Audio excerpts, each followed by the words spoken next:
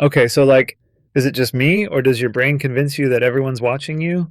Just like, I'll be sitting somewhere, a coffee shop, whatever, and my brain's like, everyone's looking at you, they're all judging you.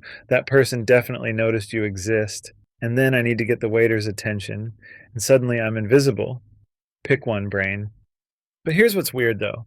If my brain thinks everyone's watching me, then everyone else's brain probably thinks everyone's watching them. That's that's actually kind of funny in a depressing way.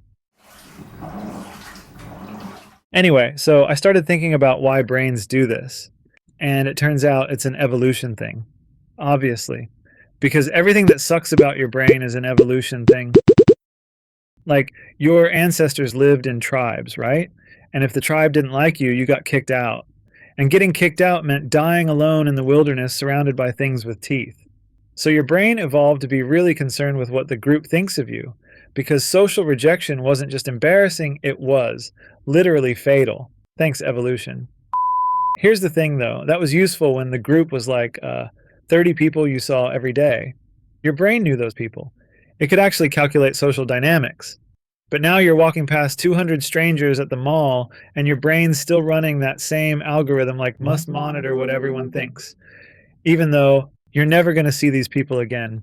Your brain is treating every stranger like a tribe member who might vote you off the island. Wait.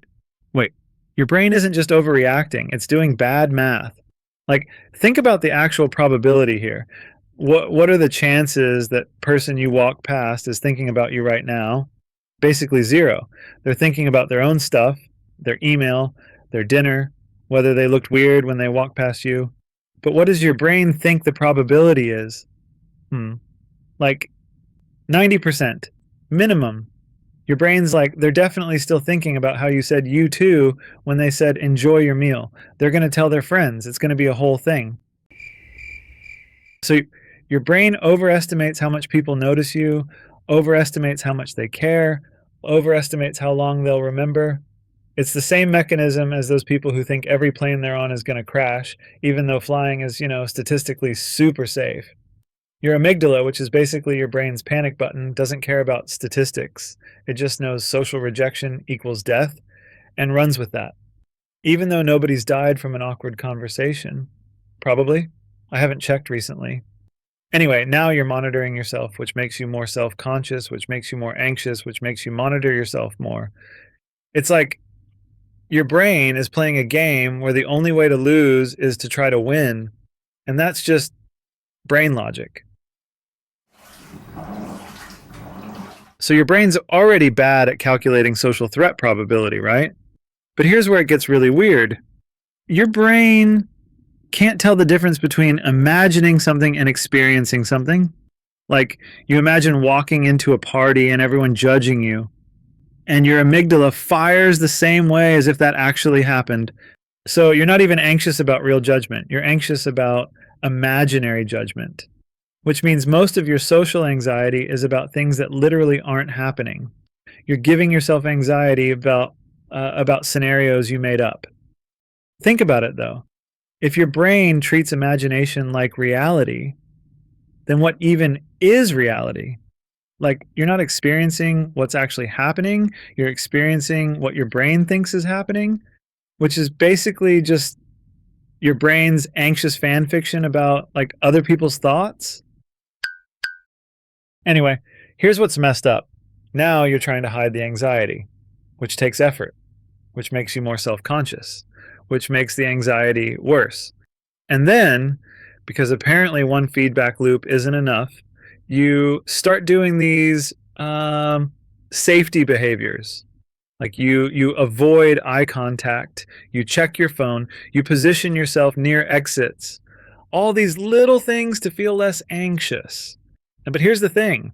Those behaviors make you look uncomfortable, which makes other people uncomfortable, which makes you pick up on their discomfort, which confirms your brain's theory that everyone's judging you. So you're solving the problem by making the problem worse. So this is weird. I was talking to someone the other day, actually listening to what they were saying, like genuinely interested, and I realized I forgot to be anxious. Like for those 5 minutes, I wasn't monitoring myself at all. I was just there. So social anxiety isn't a thought problem, it's an attention problem. When you're paying attention to yourself, how you look, how you sound, what people think, you're anxious. When you're paying attention to literally anything else, you're not.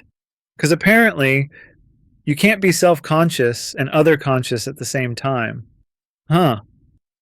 That came out better than like I meant it to, which means avoiding social situations makes it worse because you're training your brain that social equals to threat. Every time you avoid the thing, your brain goes, see, we were right to be scared. That was dangerous. Good job, us. Even though nothing happened because you avoided it. So your brain is just collecting evidence for a threat that doesn't exist. Cool operating system, zero updates. And here's the thing, you can't think your way out of this. Like, you can't just tell yourself people aren't judging you and have your amygdala go, oh, okay, cool, my bad. Because your amygdala doesn't speak English. It speaks chemical signals and threat levels. So knowing the logic doesn't fix it. You kind of just have to be around people enough times that your brain gets, bored of panicking, which is annoying, but accurate. So yeah, social anxiety isn't a personality flaw or a character weakness or whatever. It's just your threat detection system getting confused about what constitutes a threat. Your brain thinks Karen from accounting is a predator. She's not. And everyone's brain does this. Some brains just do it louder, which was great for survival, less great for existing in society. But here's the actual thing. You're not the main character in everyone else's story. You're barely a side character. Most of the time, you're not even in the credits. And that's not depressing, that's just realistic. Everyone's too busy being the main character in their own anxious brain story to pay attention to yours, which means you can just exist. And your brain will still panic about it. But at least now you know why, right?